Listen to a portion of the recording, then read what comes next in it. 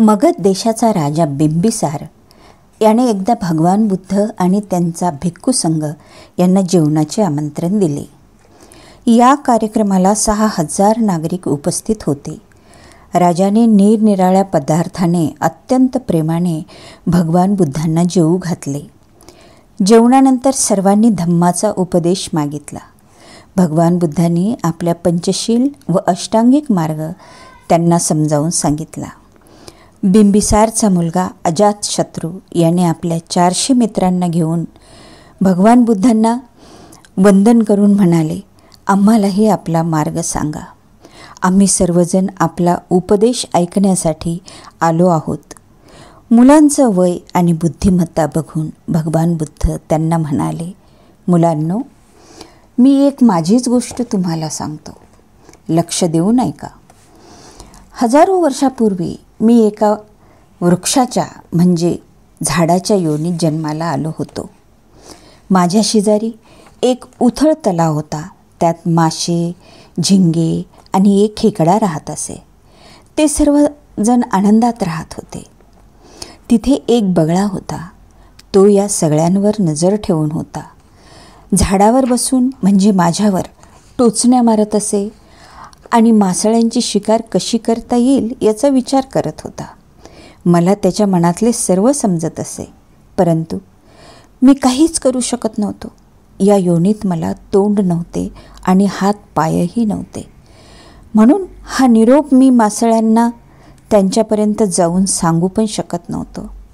एक दिवस बगळा तलावाच्या बाजूला अत्यंत दुःखी चेहरा करून बसला.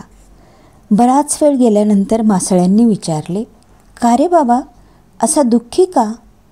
बगळा म्हणाला, मी उडू शकतो, त्यामुळे आजूबाजूच्या परिसरातले मला सर्व ज्ञान आहे. तुमच्या कल्याणासाठी मला काय करता येईल याचा मी विचार करतो. जसजसा मी तुमचा विचार करतो तसतसे माझे दुःख वाढत जाते. कारण हा तलाव उथळ आहे आणि लवकरच इथले पाणी आटून जाणार आहे आणि तुम्ही तडफडून मरून जाणार आहात. मासळ्या म्हणाल्या, काय करणार? त्याला काय इलाज आहे आता? जसे होईल तसे. आम्ही फक्त आजचाच विचार करतो, उद्याचा नाही. हेच मी सांगतो, बगळा म्हणाला.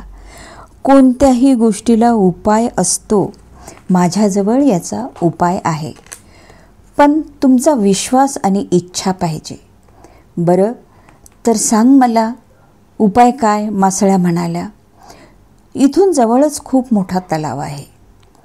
त्यात भरपूर पाणी आहे. तिथे तुम्ही मजेत राहू शकता. मासळ्या म्हणाल्या, अरे पण आम्ही जाणार कसे? बगळा म्हणे, मी कशासाठी आहे? तुमची मदत करायची जर मला संधी मिळाली तर मी माझे भाग्य समजतो. हवं तर माझ्यासोबत एका मासळीला द्या, मी तलाव दाखवून आणतो. खूप विचार करून सर्वांनी एका मासळीला त्याच्यासोबत पाठवले. बगळ्यांनी विचार केला, मला संयमाने काम केले पाहिजे.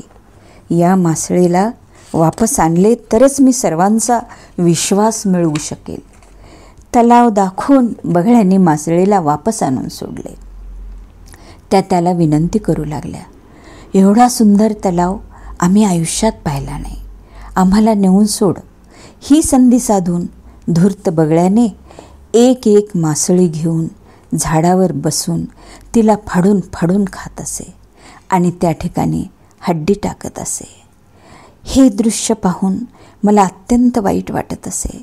मला दुःख व्हायचे. बगळ्याचा खूप राग यायचा. परंतु हे भयानक दृश्य पाहण्यावाचून माझ्याजवळ कोणताच उपाय नव्हता. मी फक्त रडत असे. पण त्यावेळी मी एक पण केला. जेव्हा केव्हा मला मनुष्य जन्म मिळेल तेव्हा मी माझे संपूर्ण जीवन कमजोर लोकांचे रक्षण करण्यासाठी अर्पण करेल. एक दिवस तळ्यातले मासे, झिंगे सगळे संपले. आता फक्त खेकडाच उरला होता. बगळा त्याला म्हणाला, तू पण चल, एकटा कशाला थांबतो?